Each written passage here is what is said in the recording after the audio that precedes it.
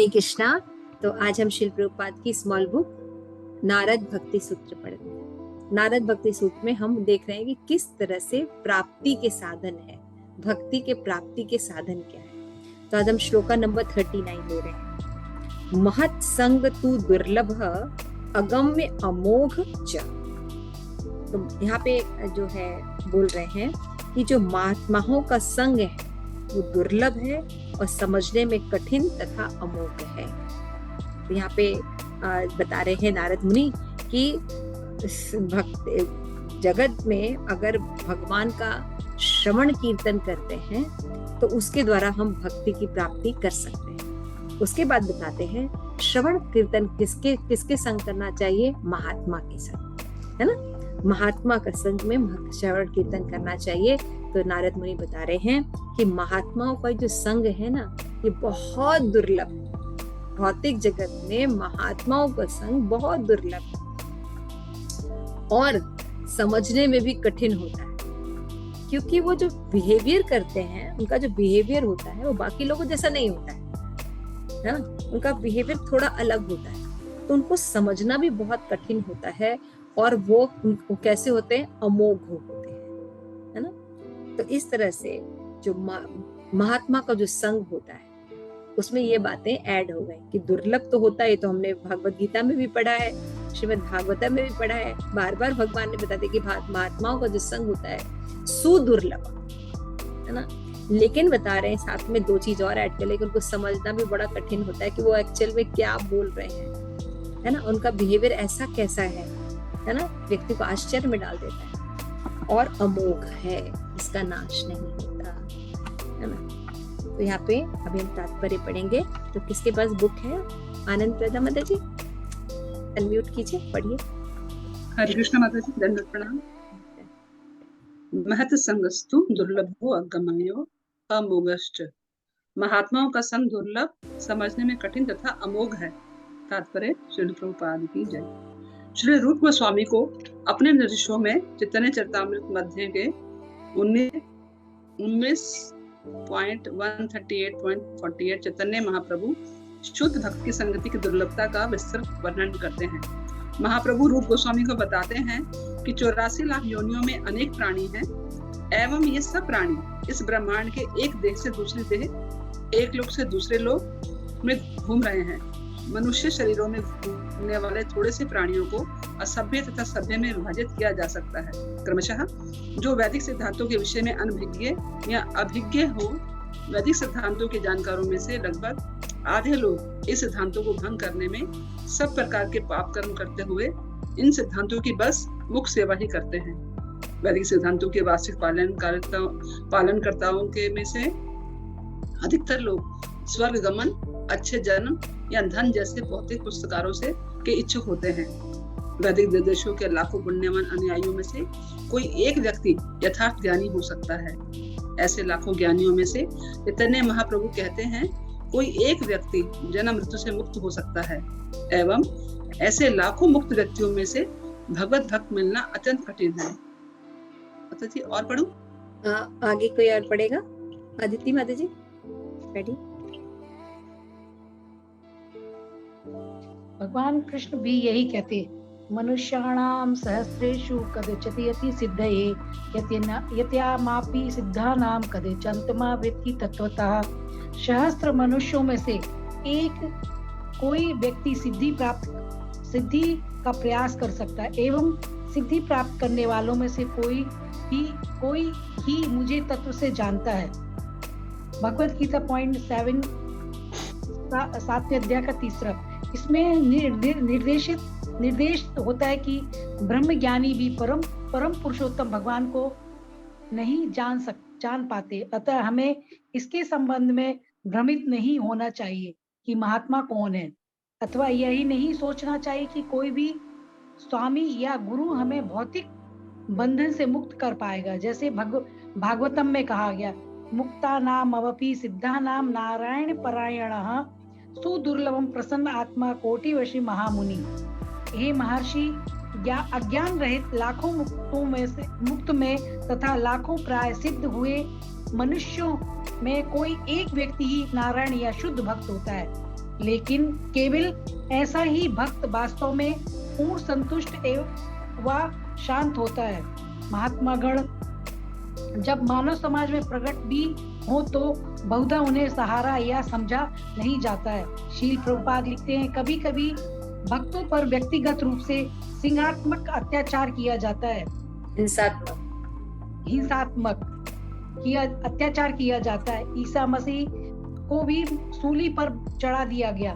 हरिदास ठाकुर को 22 बाजार में बेत मारे गए तथा चैतन्य महाप्रभु के प्रधान सहायक नित्यानंद पर जगाई मदाई द्वारा प्रहार किया गया। यद्यपि साधु किसी का शत्रु नहीं होता है, तथापि संसार इतना कृतज्ञ है कि साधु के भी कई शत्रु हो जाते हैं। थैंक यू माता जी, थैंक यू। ओके, अहेतु की सेवा माता जी, बैठिए। किंतु यदि किसी महात्मा का संग पाए तथा उनके आशीर्वादों को ग्रहण करें तो वह अनिवार्य रूप से लाभान्वित होगा। नारद ऐसे महात्मा के उत्कृष्ट उदाहरण हैं जिन्होंने कईयों का जीवन बदला। उन्होंने एक बार मृगारी नामक एक व्याध को शुद्ध वैष्णव में बदल दिया। मृगारी इतना निर्दयी था कि वह पशुओं को अधमरा छोड़ देता था, क्योंकि उसे उनके कष्ट में आनंद आता था। किंतु जब वह नारद से मिला तथा उनसे श्रवण करने लगा तो मृगारी अपने पापों से भयभीत हो गया। नारद ने उनको सांत्वना दी कि यदि तुम मेरे निर्देशों का पालन करो तो तुम मुक्त हो सकते हो। नारद ने तब मृगारी को हरे कृष्ण महामंत्र के द्वारा भगवान कृष्ण के भजन का निर्देश दिया। महात्मा कभी नहीं कहता कि मुझमें शरणागत हो, अपितु वे सभी परम पुरुषोत्तम भगवान श्री कृष्ण के शरणागत होने का परामर्श देता है। यही उसकी अमोघता है। वैष्णवों की शक्ति की अभिव्यक्ति गौरांगे भक्त गणी जनि जनि शक्ति धरे। भगवान चैतन्य महाप्रभु के भक्तगण बहुत ही शक्तिमान होते हैं एवं उनमें से प्रत्येक पूरे संसार को तार सकता है। इस बंगला गीत में हुई है, किंतु शिष्य को अपनी भूमिका निभानी होती है। वैष्णव की कृपा पाकर व्यक्ति को अपनी पापपूर्ण क्रियाओं को छोड़ना स्वीकार करना चाहिए, तब गुरु उनका संरक्षण कर सकता है तथा उस आध्यात्मिक मुक्ति तक पहुंचा सकता है जो भक्तगण नारद मुनि जैसे परमहंस का स्तर पर भी ना हो, किंतु दृढ़ता से उनकी शिष्य परंपरा में अनुसरण करते हो तो भी वे अमोघ ज्ञान प्राप्त कर सकते हैं। शील प्रभुपाद लिखते हैं, नारद मुनि से आ रही शिष्य परंपरा में होने से गुरु नारद मुनि की ही श्रेणी में होते हैं। यदि नारद मुनि का प्रतिनिधित्व करने वाले किसी व्यक्ति के पाद पद्मों के प्रति समर्पण करें तो वह अपने पाप कर्मों से प्राण पा सकता है। चैतन्य चरितामृत मध्य 24.248 तात्पर्य। महात्मा की शक्ति का एक और प्रमाण अभक्तों को संत बना देने की उसकी सामर्थ्य है। श्रील भक्ति विनोद ठाकुर कहते हैं कि वैष्णव की परीक्षा यह देखकर हो सकती है कि वह कितना अच्छा पारस पत्थर है, उसने अपने जीवन में कितने वैष्णव बनाए हैं। चैतन्य महाप्रभु लिखते हैं कि नारद मुनि तथा अन्य महान आचार्यों के पद चिन्हों का अनुसरण करते हुए अधिक से अधिक संभव लोग कृष्ण के संदेश को दोहराएं एवं उन्हें कृष्ण भावनामृत ग्रहण करने को आश्वस्त करें। उपसंहार यह है कि महात्मा का संग बहुत दुर्लभ होते हुए भी गंभीर अन्वेषक को उपलब्ध है। महात्मा से मिलकर व्यक्ति को अपने सौभाग्य की सराहना करनी चाहिए तथा प्रसन्नचित होकर गंभीरता पूर्वक उनके चरण कमलों में शरणागत हो जाना चाहिए। महात्मा से मिलने पर उसका सम्मान करने की विधि सनातन गोस्वामी को चैतन्य महाप्रभु द्वारा उक्त हरि भक्ति सुदोध है 13.2 में के निम्नलिखित कथन से स्पष्ट है। मेरे प्रिय वैष्णव, आप जैसे व्यक्ति का दर्शन नेत्रों की पूर्णता है। आपके चरण कमलों का स्पर्शेंद्रिया की पूर्णता है एवं आपके सद्गुणों का कीर्तन जिह्वा का यथार्थ कार्य है, क्योंकि भौतिक जगत में भगवान का शुद्ध भक्त मिलना अत्यंत कठिन है। Hare Krishna. Thank you so much. आप सभी का बहुत बहुत धन्यवाद पढ़ने के लिए। तो जैसा कि इसमें बताया जा रहा है कि अगर हमें शुद्ध भक्ति प्राप्त करनी है तो एक साधन और क्या है, महात्माओं का संग करें, है ना। नारद मुनि क्या करें, महात्माओं का संग करें। तो हमने देखा है कि भगवत गीता में, श्रीमद् भागवतम में, चैतन्य चरितामृत में और भक्ति रसामृत सिंधु में और सभी ग्रंथों में भी ये इस बात पर बल दिया गया है कि बिना महत सेवा, बिना महात्माओं के संग के हम भक्ति नहीं कर सकते। सबने बताया, आप किसी का भी एसोसिएशन देख लीजिए, वो उन सब ने, गजेंद्र ने बोला, गजेंद्र जब प्रार्थना बोली उसमें बोला कि भाई भक्तों के संग से ही सब कुछ हो सकता है ना। आप किसी की भी प्रार्थना उठा के देखिए, कुंती महारानी भक्तों के संग को अप्रिशिएट करती है ना, बिना भक्तों के संग के नहीं हो सकता है। तो यहाँ पे ये समझना होगा कि जो महात्मा होते हैं वो लक्षणों से पहचाने जाते हैं। ऐसा नहीं कि उनका नाम महात्मा गांधी रख दिया गया तो महात्मा हो गए, ऐसा नहीं है, लक्षणों के आधार पे पहचाने जाते हैं। तो श्रीमद् भागवतम में बहुत ही फेमस श्लोक है जिसमें महात्माओं के लक्षण दिए गए हैं। कपिल शिक्षा में याद है कुछ? सुहृदय,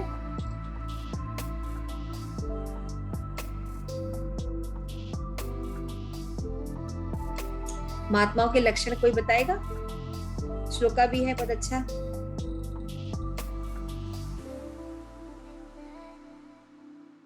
याद हो तो देखिए।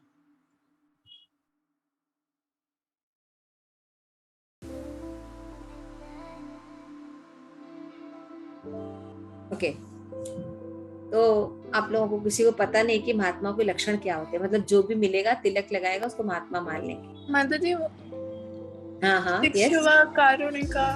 Yes, very nice, thank you so much.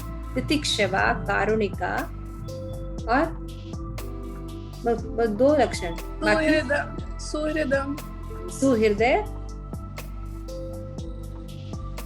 सर्वदेहिना, सर्वदेहिना, फिर अजात शत्रुवा शांतवा,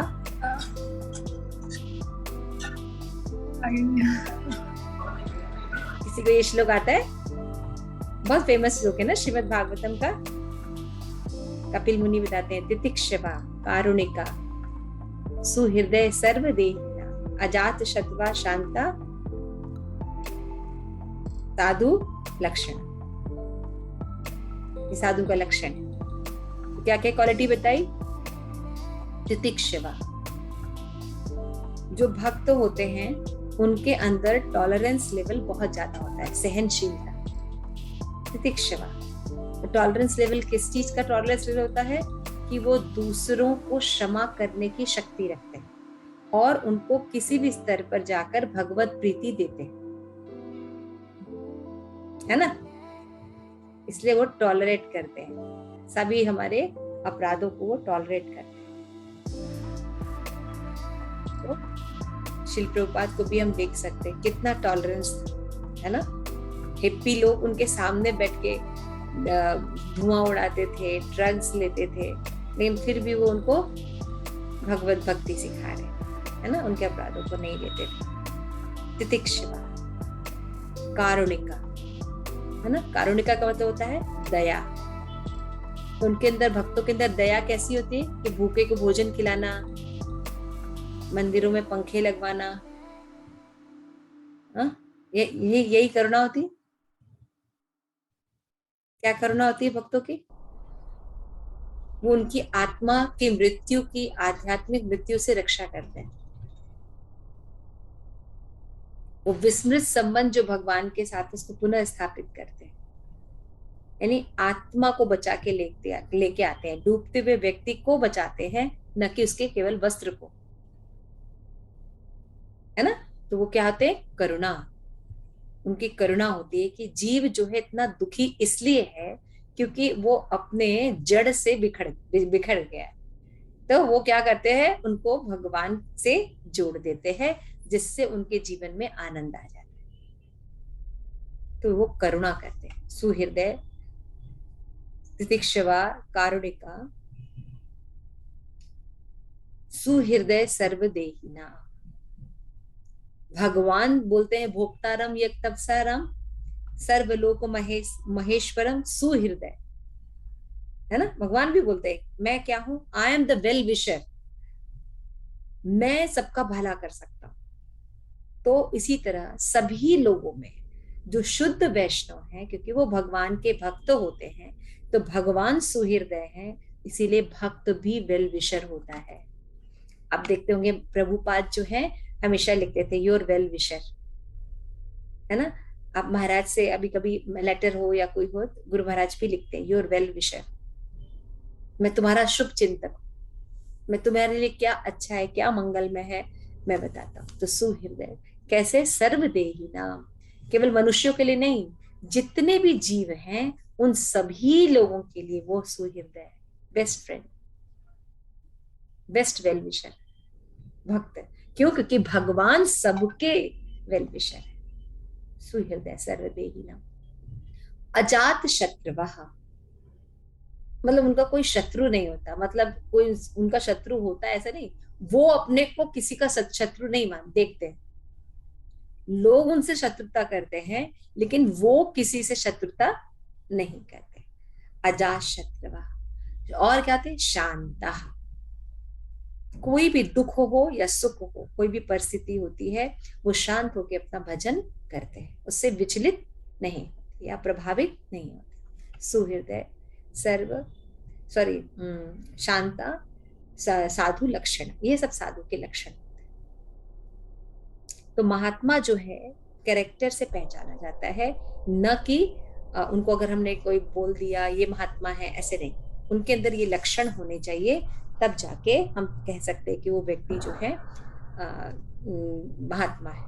और श्रीमद् भागवतम और चैतन्य चरितामृत एक लक्षण को स्वरूप लक्षण मानती है, यानी इंपॉर्टेंट देती है कि वो सततम भगवान की प्रेममयी सेवा में संलग्न रहते हैं। सततम भगवान की प्रेममयी सेवा में संलग्न रहने वाला व्यक्ति महात्मा होता है। तो ऐसे लोग कैसे होते? बहुत दुर्लभ होते हैं। तो यहाँ पे बताया गया है कि रूप गोस्वामी को भी चैतन्य महाप्रभु ने बताया था कि जो महात्मा होते हैं या शुद्ध भक्त होते हैं, उनकी संगति जो है वो दुर्लभ होती है। और बताया कि संगति का मतलब क्या होता है? उनके इंस्ट्रक्शन को फॉलो करना, ये होता है संगति। उनसे प्रभावित होना, उनकी आज्ञाओं का पालन करना और उनकी आज्ञा के अनुसार अपना जीवन जीना, इसका मतलब होता है साधु संग। लेकिन जब हम प्रभावित नहीं होते तो वो उसको साधु संग नहीं कहा जा सकता। यहाँ पे बताते हैं कि कितना दुर्लभ है। जैसे बताया गया कि 84 लाख योनियां हैं और लगभग सभी लोग इस भौतिक जगत में आते हैं, शरीर त्यागते हैं, फिर दूसरा शरीर लेते हैं। तो यहाँ पे बताते हैं क्रमशः जो है ये प्रक्रिया चलती रहती है, लेकिन लोगों को ये पता नहीं होता कि वो भगवान के अंश हैं, उन्हें भगवान की भक्ति करनी चाहिए। तो वैदिक सिद्धांत के जानकारों में लगभग आधे लोग इन सिद्धांतों को भंग करते हैं और पापमय कार्यों में लगे रहते हैं, है ना। उनमें से कुछ लोग हैं जो वैदिक सिद्धांतों का पालन करते हैं। देखिए, आप देख सकते हैं ना, समाज में आप घूमने जाइए, थोड़ा आसपास के लोगों का अगर आप देखिए तो कितने लोग हैं जो सिद्धांतों को नहीं मानते, अपने मन के अनुसार जीवन जीते हैं, उनको जो अच्छा लगता है वो पालन करते हैं, है ना। लेकिन उनमें से आप देखेंगे कि अगर आप 100 लोगों को जानते हैं तो उसमें से आपको कोई गिन सकते हैं, 10 लोग भी नहीं होंगे जो धर्म के अनुसार रहते हैं, शास्त्र के अनुसार रहते हैं, ठीक है ना। अब उन लोगों में भी जो अधिकतर लोग जो होते हैं उनको केवल इतना ही नॉलेज है कि भाई अच्छे कार्य करो ताकि स्वर्ग जा सके, है ना, कर्म कांड, यही नॉलेज होता है ना। फिर उसके बाद बताते हैं तो ऐसे लोग क्या इच्छा करते हैं कि उनको किसी भी तरह धन मिल जाए, तो वो शिक्षा लेते हैं या कुछ भी कार्य करते हैं, किस लिए करते हैं? ताकि उनको धन मिल जाए, क्योंकि उनको भोगना है और स्वर्ग जाना है। उसके बाद अगर कोई पुण्यात्मा होते हैं तो वो जो है ऐसे कर्म करते हैं जिससे ज्ञान अर्जन किया जाए कि हम ये शरीर नहीं है, हम आत्मा है।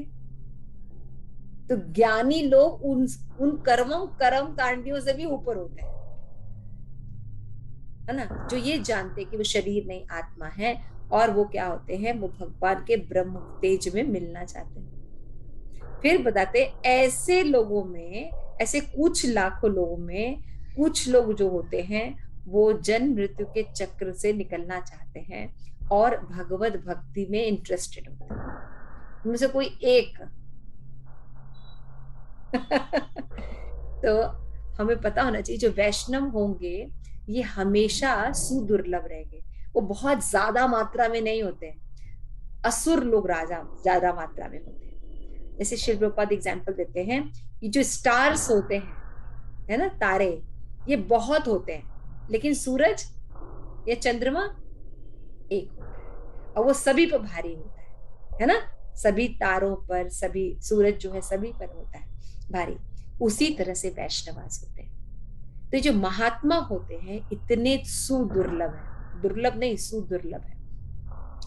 तो भगवत गीता में भी श्रील प्रभुपाद 7.3 श्लोका बता रहे हैं, मनुष्या नाम सहस्त्रेषु कश्चित यति सिद्धये ययात्मपि सिद्धानाम कश्चिम माम वेति तत्वतः। अच्छा, महात्मा हो गए, लेकिन सभी महात्मा तत्वतः भगवान को या सारी चीजों का नॉलेज नहीं रखते, ये और भी दुर्लभ होते हैं।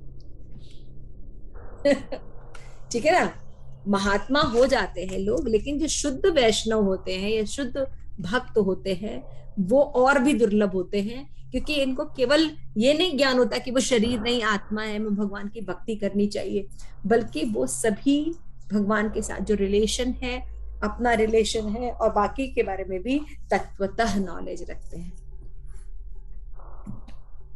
तो ऐसे लोग अगर मिले तो हमें सोचना चाहिए कितना दुर्लभ है। तो शील प्रभुपाद जो है, आप अगर थोड़ा सा अपने आप को बैठ के सोचिए कि आप आपके जीवन में कितने लोग होंगे, कितने रिलेशंस में लोग होंगे, कितने लोगों को आप जानते होंगे, इतने इंटरनेट में आप लोगों को देखते हैं, है ना। अब आप देखिए कोई एक व्यक्ति बताइए जो शील प्रभुपाद के हिसाब से कितने लोग मिले होंगे आपको प्रभुपाद के हिसाब से? एक व्यक्ति भी नहीं मिलता है शील प्रभुपाद के हिसाब से सोचने वाला, लोगों का कल्याण करने वाला, सुहृदय, करुणा करने वाला। तो आप लोग बताइए। माताजी आज सुबह जो माताजी हरे कृष्णा आज हाँ। जो आनंद शेष प्रभु जी ने जो कथा सुनाई थी, जो रियलिटी बताई थी प्रभुपाद की, जो सुनाया था, तो वो क्या जाती है कि प्रभुपाद के समक्ष कोई भी नहीं ठहरता। हाँ, आप खुद महसूस कर सकते हैं इस चीज को कि जो शास्त्र कह रहे हैं कि महात्मा सुदुर्लभ होते हैं और तत्वतः नॉलेज रखने वाले तो और सुदुर्लभ होते हैं, तो उनका एसोसिएशन जो है वो बहुत ही रेयर होता है। इसलिए हमें कैसे करना चाहिए, भागवतम में भी देखिए शील प्रभुपाद ने 6ठे स्कंद का एग्जाम्पल दिया है ना, 14वें अध्याय का, मुक्ता नाम अपि सिद्धा नाम नारायण परायणा, कि हे महर्षि सुदुर्लभ प्रसन्नात्मा कोटवपि महामुनि। तो बोल रहे हैं कि हे महर्षि, अज्ञान रहित लाखों मुक्तों में तथा लाखों प्राय सिद्ध द्वारा मनुष्य में कोई एक व्यक्ति नारायण का शुद्ध भक्त होता है। भगवान की भक्ति करते बहुत से लोग हैं, लेकिन नारायण परायण जो होते हैं वो कोई सुदुर्लभा होते हैं। केवल ऐसा ही भक्त वास्तव में पूर्ण रूप से कैसे होते हैं, पूर्ण रूप से संतुष्ट होते हैं, उनको कुछ नहीं चाहिए होता है, वो सदैव लोगों का कल्याण करने के लिए उत्साही रहते हैं। उनका वो लोग अनिष्ट करते हैं फिर भी वो उनका कल्याण करते हैं। तो अभी हम, आप सब वैष्णव हैं, कई आप लोगों ने कथाएं पढ़ी होंगी कि नारद मुनि ने बहुत लोगों का उद्धार किया, है ना। नारद मुनि ने, आपने देखा, बहुत से लोगों का उद्धार किया। तो उनकी जो अलग अलग टेक्निक्स भी है उद्धार करने की, तो हम चाहेंगे कि आप लोग थोड़ा एक एक बताइए कि नारद मुनि ने किसका किसका उद्धार किया और कैसे किया। बताइए तो, नारद मुनि, सोचिए जरा। प्रहलाद महाराज का। यस, बताइए कैसे किया प्रहलाद महाराज का उद्धार। मतलब वो बच्चे थे तो क्या नाम है, प्रहलाद महाराज को भगवान की तत्व ज्ञान दिया उनको कि उनकी माता को लेके गए, उनके जब राक्षस पिता नहीं थे, हिरण्यकश्यपु नहीं थे, तो उनकी माता को बचाया इंद्र देवताओं से मारने से, है ना, कयादु को, और उनको शिक्षा दी, और प्रहलाद महाराज गर्भ में थे। इतनी सुंदर टेक्निक है, देखिए, माता को शिक्षा दी ताकि भक्त प्रहलाद पेट में ही सीख ले, और बचपन से शुद्ध भक्त, है ना? Very good. तो एक है प्रहलाद महाराज का एग्जाम है, और टेक्निक क्या है? यस यमुना सुंदरी। अच्छा क्षमा करें। माता जी, कुबेर के पुत्रों की कुबेर के पुत्रों को तारा, कैसे तारा? टेक्निक क्या थी? मतलब उनको ऐसे एक्सटर्नली देखने में लगेगा कि श्राप दिया, लेकिन वास्तव में उनका उद्धार था श्राप के रूप में। नंद महाराज के आंगन में वो पेड़ बने और भगवान की लीलाएं देख रहे थे, और फिर भगवान ने ही उनको उद्धार किया। Very good. तो एक दूसरी टेक्निक क्या है? श्राप देना। लेकिन भक्तों का श्राप भी उद्धार करता है, देखिए, है ना? पढ़ा ना, समझने में कठिन। नारद मुनि अभी श्लोक में क्या कह रहे हैं? एक तो सुदुर्लभ होते हैं और समझने में कठिन। कोई श्राप देके भी किसी का उद्धार कर सकता है? हाँ, वैष्णव कर सकते हैं। और नलकुबर का एग्जाम्पल दिया। Very good, thank you so much Yamuna Sundari. Yes, प्रेम परम प्रेष्ठा माता जी। ध्रुव महाराज। ध्रुव महाराज, यस। ध्रुव महाराज को कैसे किया था माता जी? पहले तो उनसे कहा कि तुम छोटे बच्चे हो, ये टेक्निक क्या बताइए कि नहीं नहीं, ऐसा तो, ये तो बहुत दुर्लभ काम है, तुम तो बहुत छोटे हो, चलो मैं फिर से तुम्हारे पापा से पैचअप करा देता हूँ उत्तान पाद से, तुम चिंता मत करो, तुम्हारा पिता है वो, ऐसा थोड़ी करना चाहिए, और तुम तो भी बहुत छोटे हो। अब फिर भी ध्रुव महाराज जो है डिटरमाइंड रहे, तो वो बड़े प्रसन्न हुए, यानी डिमोरलाइज करके चेक किया कि भक्ति कितनी दृढ़ है। ये दूसरी तीसरी टेक्निक हम देख रहे हैं। देखिए, किसी को डिमोरलाइज करके भक्ति दी जा सकती है। अगर हम नॉर्मल देखें तो डिमोरलाइज करने पर वो व्यक्ति भाग जाता है, डिप्रेशन में आ जाता है ना? अगर हमें 22 बाजार में एक थप्पड़ भी मार दिया जाए और कहा जाए खबरदार, अगर बोलोगे तुम्हारे पूरे खानदान को नष्ट कर देंगे अगर भगवान का नाम लिया, हम कहेंगे बिल्कुल नहीं लेंगे, हम कभी नहीं लेंगे नहीं। लेकिन जो भक्त होते हैं वो कैसे होते हैं? ध्रुव महाराज जैसे, है ना? डिटरमाइंड थे। ऐसे कैसे? मेरा इंसल्ट कर दिया, आप बर्दाश्त कर सकते हैं, आप क्षमा कर सकते हैं, मैं क्षत्रिय हूं, मैं क्षमा नहीं कर सकता, मुझे ब्रह्मा अपने परदादा से भी ऊंचा राज्य चाहिए है ना? Very good, thank you so much Paramkrishna माता जी। और कोई बताएगा नारद मुनि ने किसका उद्धार किया? एक दो एग्जाम्पल। माता जी, राजा वो जो दक्ष के पुत्रों का, जो 10,000 पुत्र थे। 10,000 पुत्र थे राजा दक्ष का, कैसे उद्धार किया था? भागवत की वो सुना थे। कैसे? टेक्निक क्या थी? उपदेश देकर। उपदेश देकर भागवत। दक्ष ने 10,000 पुत्रों को उत्पन्न किया है। शीर्ष नाम था उनका, उन सारे ग्रुप का, सब एक ही जैसे थे, एक ही समान स्वभाव के, एक ही तरह, और बहुत ही ज्यादा जेंटलमैन थे। तो उनको प्रोजनी यानी प्रजा उत्पन्न करनी थी। तो दक्ष ने कहा ऐसा करो, तुम सब जाके थोड़ा सा तपस्या कर लो, जिससे शुद्ध हो जाओगे तो तुम अच्छे से संतान उत्पन्न कर सकते हो, सृष्टि कर सकते हो। तो 10,000 शिष्य जो है जंगल में गए और वो तपस्या कर रहे थे। नारद मुनि ने उनको देखा और उनके पास गए और उनको कहा, क्या कहा? उपदेश दिया। क्या उपदेश दिया? अरे तुम सब जो जेंटलमैन हो, मैं तुमसे एक जो है एलोगोरी को हिंदी में क्या बोलते हैं? दृष्टांत। एक दृष्टांत बताता हूँ, जरा उसको बूझो तो लगता है तुम बहुत इंटेलिजेंट हो। तो उन्होंने बड़ा अच्छा एक पूरा लंबा सा डिस्टेंस बताया, है ना, कि ऐसी नदी हो जो दोनों तरफ बहती हो, एक ऐसा किला हो जिसमें एक ही व्यक्ति रहता हो, और एक स्वान है जो अकेले गाना गाता है। ऐसे करके पूरी एलागोरी, एक दृष्टांत प्रस्तुत किया। तो वो इंटेलिजेंट थे, उन्होंने सॉल्व कर लिया। फिर कहा कि इस मनुष्य जीवन का उद्देश्य तो भगवत भक्ति है, और ये माया जो है दोनों तरफ बहती है, ये जन्म भी देती है और डिस्ट्रक्शन भी करती है। लेकिन पूरे किले में एक ही राजा रहता है, वो सुप्रीम पर्सनालिटी ऑफ गॉड है। तो फिर ये जीवन तो भगवत भक्ति के लिए मिला है, तो संतान उत्पन्न करने की क्या जरूरत है? हम सीधे भगवत धाम जाए, हमारा लक्ष्य तो भगवत धाम है। तो उन्होंने कहा हाँ बिल्कुल, इसको सॉल्व कर लिया। हाँ, तो फिर हमें तो प्रोजनी नहीं उत्पन्न करना, तो क्या करना? भगवत भक्ति करनी चाहिए तुम्हें। अच्छा चलो भगवत भक्ति करते, और उनको संन्यास दिलवा दिया। 10,000 पुत्रों को संन्यास दिला। दक्ष प्रजापति बिल्कुल हिल गया, है ना? तो टेक्निक क्या थी? कोई एग्जाम्पल देके, दृष्टांत देके लोगों को समझाना।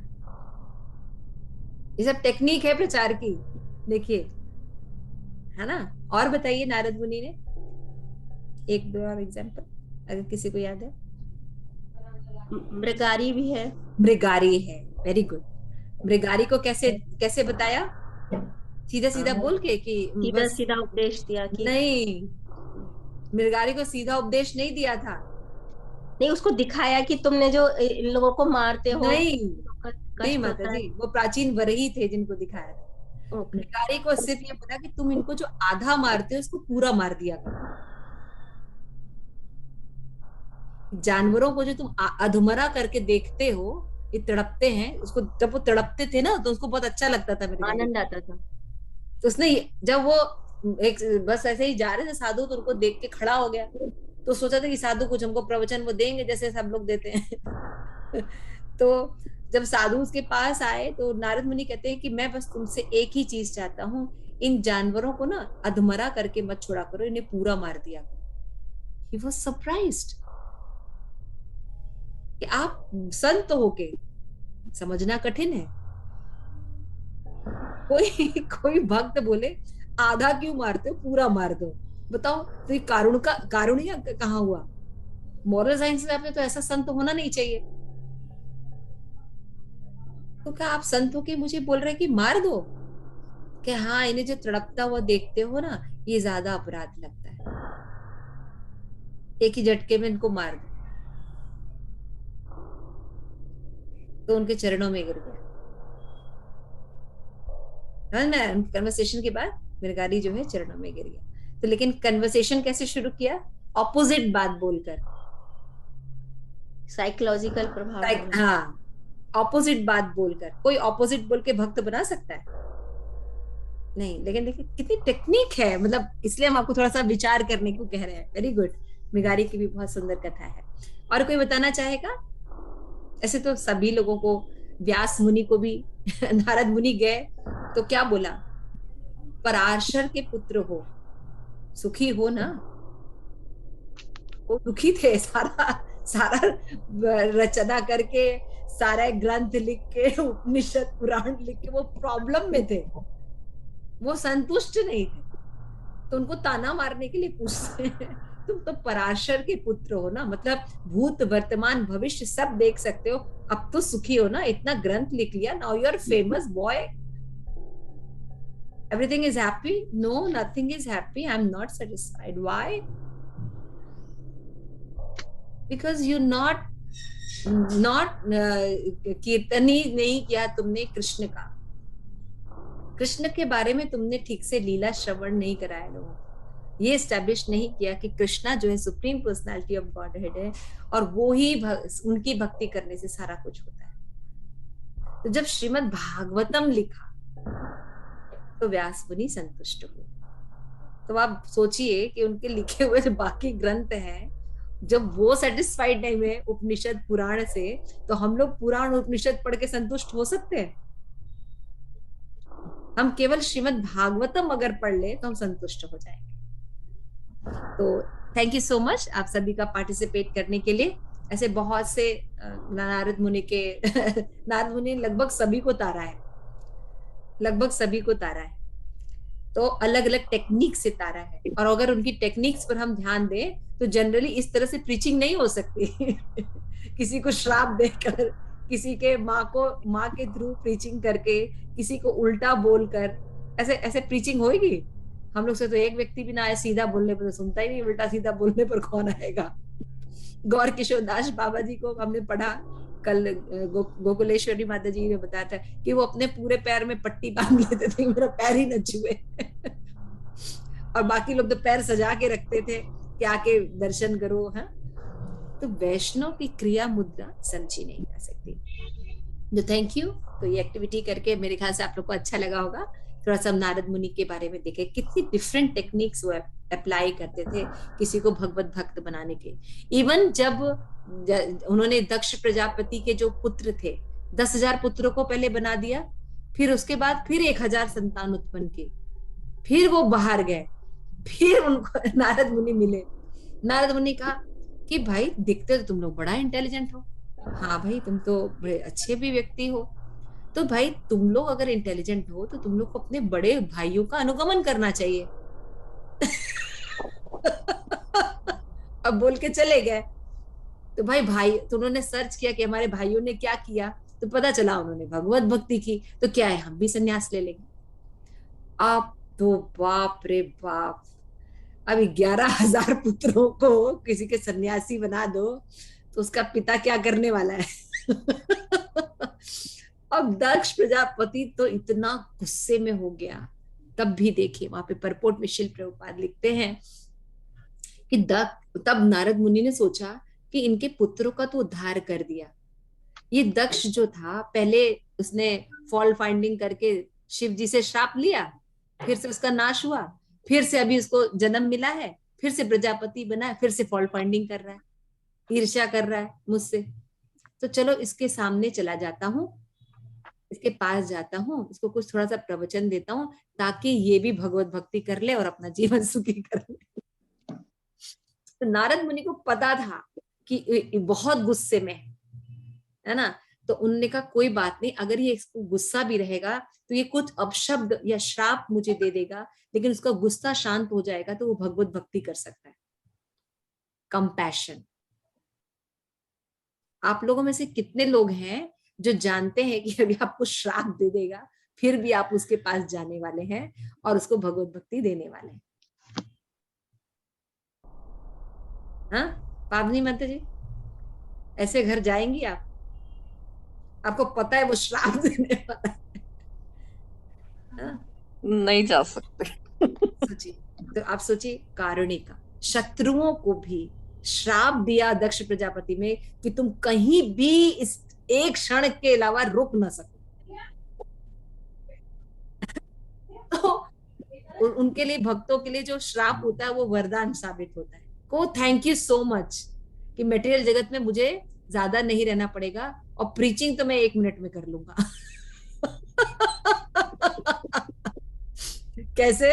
जैसे कि दक्ष के पुत्रों को बात के 1000 पुत्रों को कहा कि तुम्हें तो अपने भाइयों को पालन करना चाहिए, तुम तो बुद्धिमान लोग हो। भाइयों ने क्या किया? भगवत भक्ति की। तो कहने का मतलब he is a wonderful preacher. Narad मुनि एक बहुत ही अच्छा एग्जाम्पल है, बहुत अच्छे प्रीचर के रूप में। तो यहाँ पे देखिए बोलते हैं शिल प्रभुपाद कि महात्मा गण जब मानव समाज में प्रकट होते हैं तो उन्हें साधारणतः लोग समझ नहीं पाते या उनके कार्यों का अप्रिशिएशन नहीं होता। शिल प्रभुपाद को के कार्यों को जब उन्होंने बना के लेके आए थे, अंग्रेजों को, विदेशियों को भगवत भक्त बना के लेके आए, जो कितना दुर्लभ कार्य था, तो यहाँ पे आने पर यहाँ के ब्राह्मणों ने, यहाँ के लोगों ने शिल प्रभुपाद को एक्सेप्ट नहीं किया था, नहीं उनके शिष्यों को एक्सेप्ट किया। तो यहाँ पे सराहा नहीं जाता है ना। फिर उसके बाद बताया जा रहा है कि किंतु यदि व्यक्ति महात्मा का संग पाए और आशीर्वादों को ग्रहण करे तो अनिवार्य रूप से लाभान्वित होगा। अगर कोई बुद्धिमान है तो वो पहले तो लक्षणों के आधार पे महात्मा को देखेगा, जो कि बहुत दुर्लभ है, फिर उनके जो कठिन बातें हैं उनको समझेगा और फिर उनकी बातों को मानेगा तो उनका जीवन अमोघ हो जाएगा, है ना, उनका नाश नहीं होगा, वो समझ जाएंगे। इसी तरह से जब यहाँ पे बोलते हैं कि वैष्णव की शक्ति की अभिव्यक्ति गौरांग भक्ति जने शक्ति धरे। चैतन्य महाप्रभु ने भक्त गण बहुत शक्तिमान होते हैं और ये पूरे संसार को तार सकते हैं।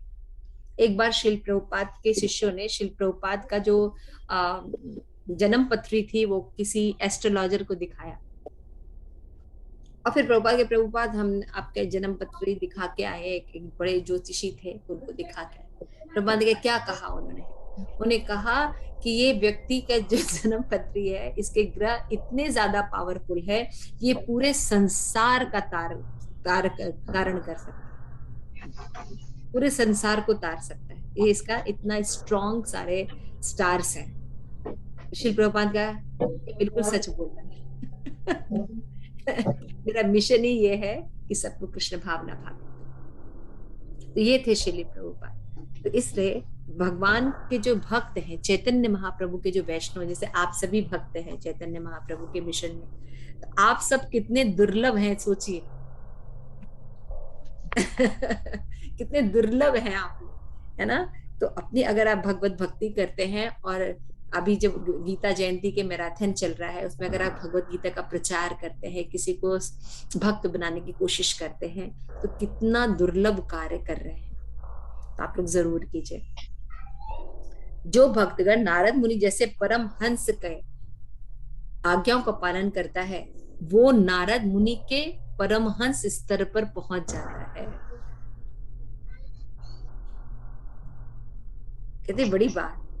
अगर हम भक्तों की आज्ञा का पालन करते तो हम भी भगवत धाम जाकर अपने सच्चिदानंद स्वरूप को प्राप्त कर सकते हैं, सच्चिदानंद स्वरूप को प्राप्त कर सकते हैं। ऐसा है।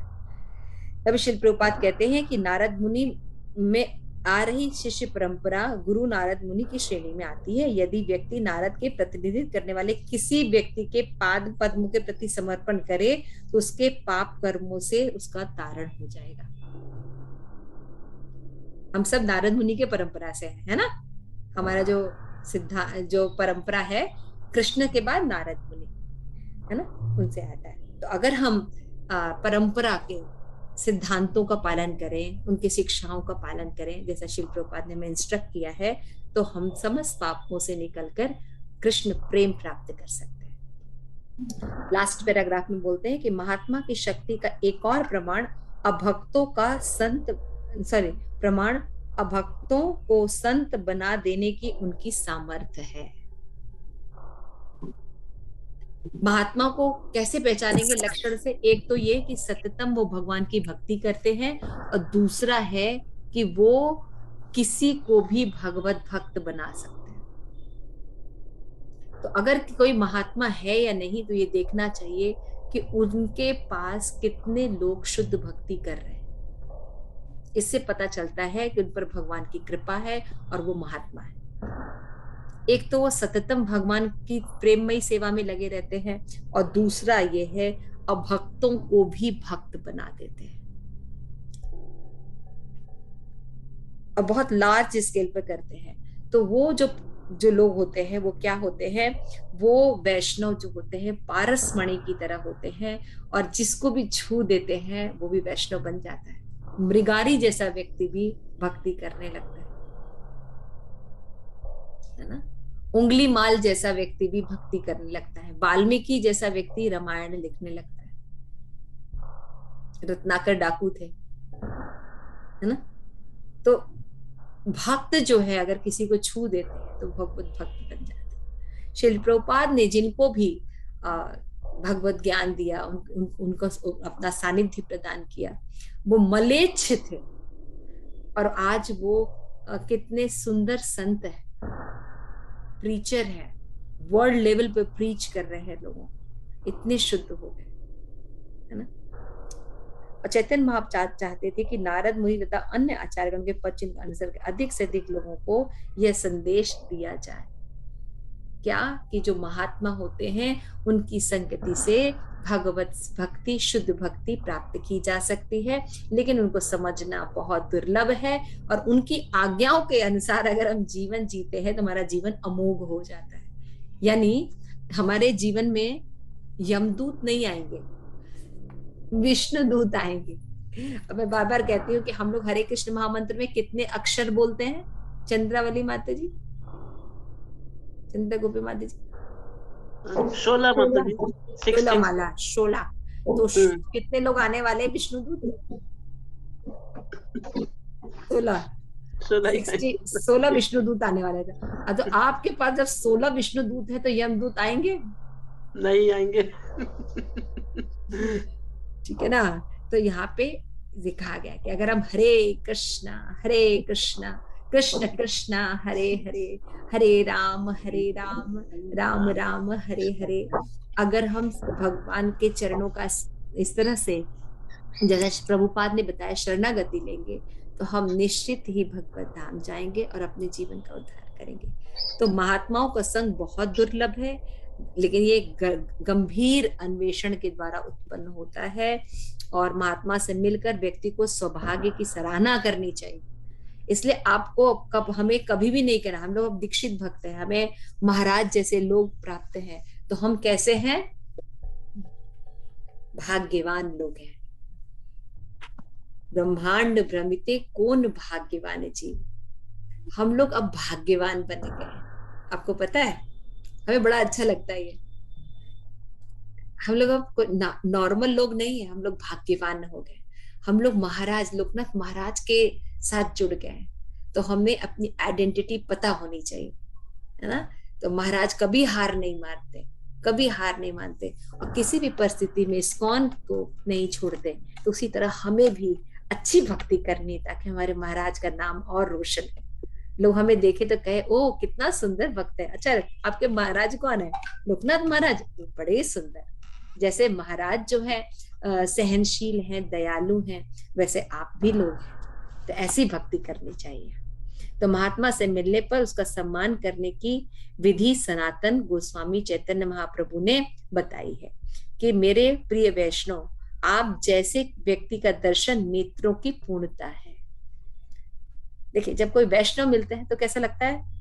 नेत्र जो है तृप्त हो गए, और आपके चरण कमर का स्पर्श ही पूर्णता है, एवं उनके सद्गुणों का कीर्तन करना ही जीवन का यथार्थ कार्य है। और भौतिक जगत में भगवान का शुद्ध भक्त मिलना बहुत कठिन। वांछा कल्पतरुभ्यस्य कृपा सिंधुभ्य एव च पतितानां पावनेभ्यो वैष्णवेभ्यो नमः। तो नारद मुनि आज बता रहे हैं, ऐसे जो महात्मा है वो सुदुर्लभ है, और अगर किसी को भाग्यवश प्राप्त हुए हैं तो हमें पूरी कोशिश करनी चाहिए कि हम उनकी आज्ञा के अनुसार अपना जीवन बिताएं और शुद्ध भक्ति प्राप्त करके मनुष्य जीवन सार्थक करें। श्री प्रभुपाद की जय। आप सभी गौर भक्त वृंद की जय। निताई गौर प्रेमानंद।